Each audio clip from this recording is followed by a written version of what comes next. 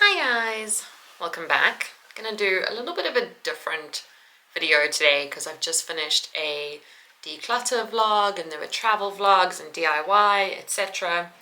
So I thought I would finally sit down and do a story time about the plane situations that I kind of alluded to in my Australia travel vlog and my Singapore travel vlog, because there were two.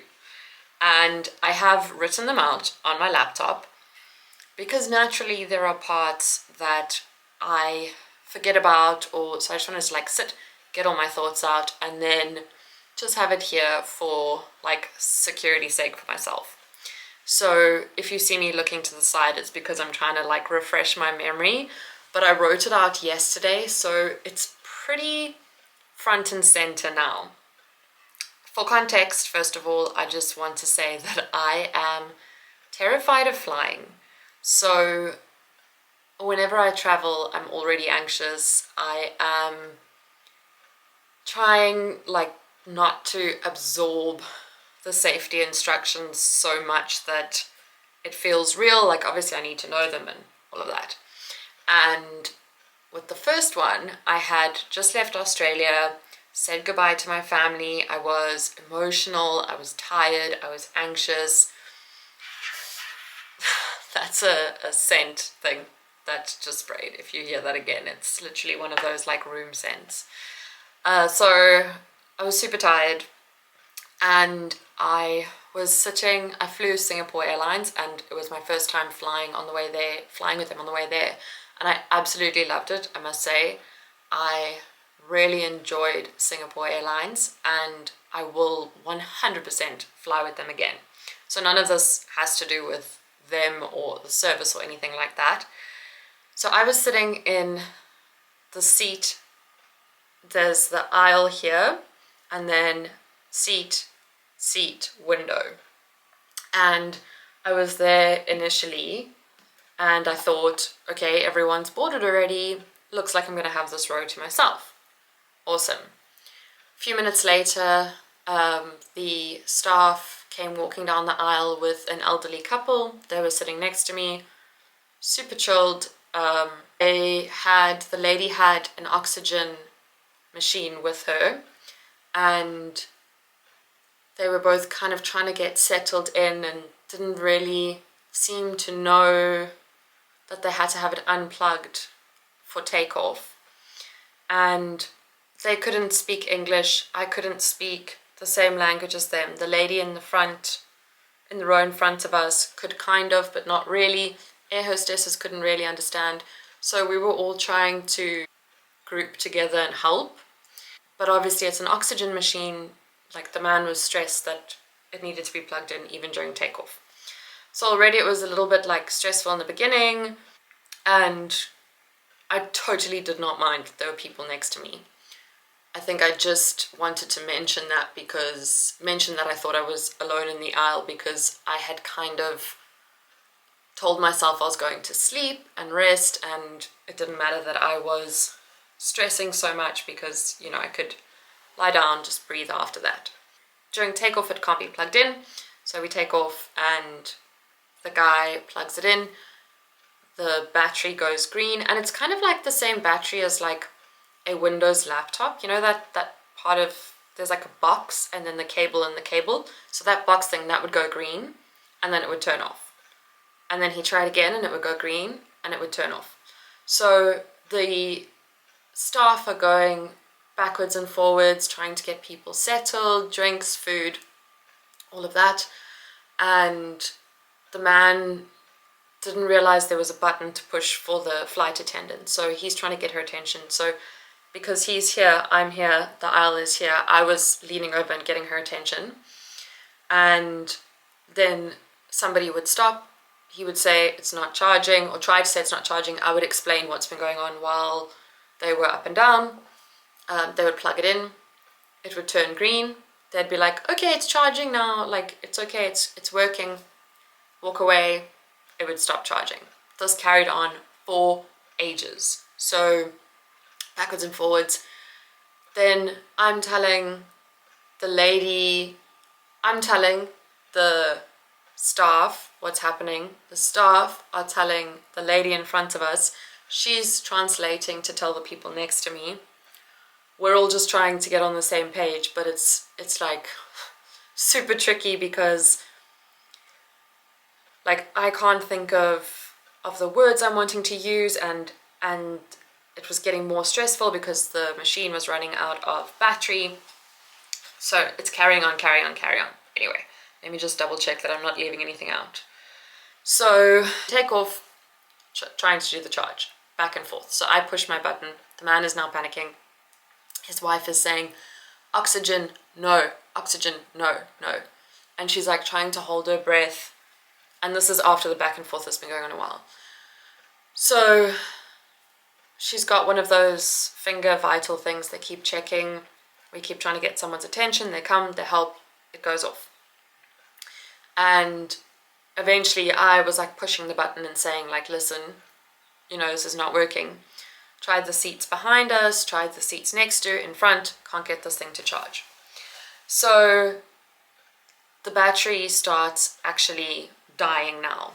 And in South Africa, we have power outages and we have had family members on oxygen. I know like how quickly the battery can go, and then, you know, it can, when someone's without oxygen, it can land up quite a lot worse.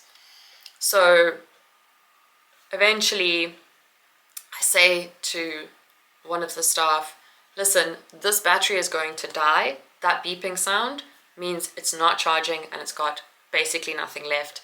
I think it's best to get the oxygen tank, the mobile oxygen tank, find it so long, keep it close by, because, you know, I know that it's going to go flat, and this lady's literally like holding, she's like trying not to like use up the oxygen. They went off to try and find it. In the meantime, there was a lady next to me that was a nurse. She was trying not to get too involved because obviously I like fully understand it's risky for her. There's a lot of language barriers between all of us. It's, you know, we're uncertain of what the situation is. Medical history, the lady can't tell. You know, there's too much in the balance for her to get fully involved. And also by this point, there's a couple in the row behind, young couple, that's also trying to help. There's the lady in front, there's me, there's the husband, the wife, and like 3 staff members. So the nurse is just basically like asking to see the vitals, double checking that, you know, it's okay. Eventually they bring the oxygen, and then it's a struggle to figure out how to switch it over. So they figure it out. Thankfully, the lady's okay. I sat in the seat behind next to the young couple so that if anyone had to get there quickly, you know, it could happen, and then they had to swap over to another one. And I think I might have slept a little bit, and we landed in Singapore. All good. Happy days. Oh, also this plane was a double story, so they were going between the top and the bottom, and it was a huge plane, and it was full. I think the seat behind me and maybe one other in that section was empty. Everything else was full. So I go to the Jewel. Flight was okay. Like we landed, everything was fine in the end. I go to the Jewel, enjoy the time. The stress was kind of still hanging around, but you know, I was happy to be there. Very, very much glad that it didn't get worse on the plane. And I get onto the next flight. I, as you would have seen in the vlog, was exceptionally tired. It was like 1 a.m. So I get on the flight. There's a middle-aged couple next to me. We don't really speak that much. I sleep quite a lot on that flight, and we're all just kind of doing our own thing. Breakfast comes round. The lady has noise-cancelling headphones on. The man next to me is sitting eating. I've got the plane's earphones in, and I think I'm watching Friends or Flight of the Conchords, one of the two.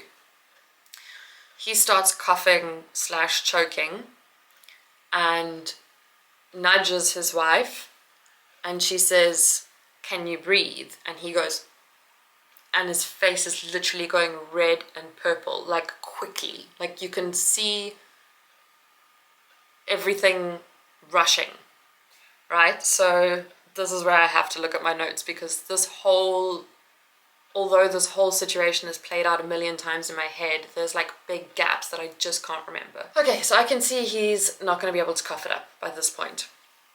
He's trying, but his choking is like, it's not like so I'm pushing the button, like trying to get it to ping a bunch of times so that the staff know that there's like, it needs to be urgent. But obviously when you turn it on, then you push it again, it goes off. So it's going on and off, on and off, on and off, not actually picking up that it's serious. So I jump out of my seat, and I had like blankets over me, my breakfast was on the tray. I just jumped out, breakfast went everywhere. I didn't even care. Jumped out. The back of the plane was sort of where that door is, and you might not know this, but I write about true crime and I'm a journalist, so I'm well aware of the bystander effect. So I'm going, okay, everyone around us can hear that there's choking going on, people aren't jumping into action. So I fly down the aisle, but while I'm going, I look at one of the people in the eyes, and I go, one of the stewards, I look at them in the eyes and I go, help, someone's choking. But I say it like loud and in like an authoritative, like take action voice. So then the people around also start realizing something's going on. The steward comes rushing down. The guy behind us now has managed to pull this man into the aisle over the chairs and everything. So they've pulled, and all my stuff has gone with, so they're like trying to get him out, but he is now like fully floppy. Like basically I stayed back I'm getting goosebumps. I stayed back at the back of the plane so that I wasn't getting in the way, so that anyone who needed to jump in and help could, because I don't know what I'm doing, and the worst thing I could do is try to carry on getting involved when I don't know what I'm doing. So while I'm looking forward, the steward has him, holding him obviously to Heimlich maneuver, but by this point the man is literally like this. So I thought he was gone. I thought that was the end. The color of his face, that moment just keeps playing through my mind over and over and over. Thankfully, the staff member that responded when I went to the back was this like tall, big man, so he could do the Heimlich like quite easily with the guy's weight, because by that point the guy was floppy. So say if I had tried to, I would have gone forward if I knew what I was doing. I don't know what I'm doing and I need to learn. So he gets it out. I think, because everything's gone quiet on the plane, I think it's over, but he gets it out and everyone claps. Then the staff member like disappears and I don't see him again. When he comes back, he looks like he's been crying, and I don't blame him, because even when I explain it to people, it feels like it's a lot less serious than it felt in that moment. I genuinely thought that he had choked and it was too late. I've never seen a body that color. It was genuinely like, I kept having flashbacks about it. Even when someone coughs now, it sounds like they're gonna choke, then I immediately go back into that like. So obviously I'm speaking to my therapist about it, because it probably is a little bit of PTSD. But thankfully he was completely okay. I mean, he felt a little bit out of sorts afterwards, but his wife and I were joking about it. I'm guessing it was kind of one of those on both of our sides where it's like, let's laugh so we don't cry. So we were joking about it, and it turns out that he is a doctor and a cardiologist. And should anyone have made the call about a doctor on the plane, it would have been really awkward, because he was the doctor. Thankfully, both of the people on both flights were okay.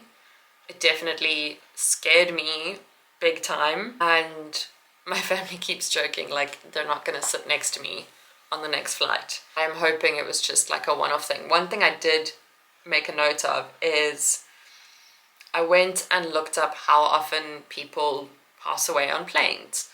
because it seemed like nobody was ready for any of these emergencies. This is the exact stat. 1 per 3.2 million passengers.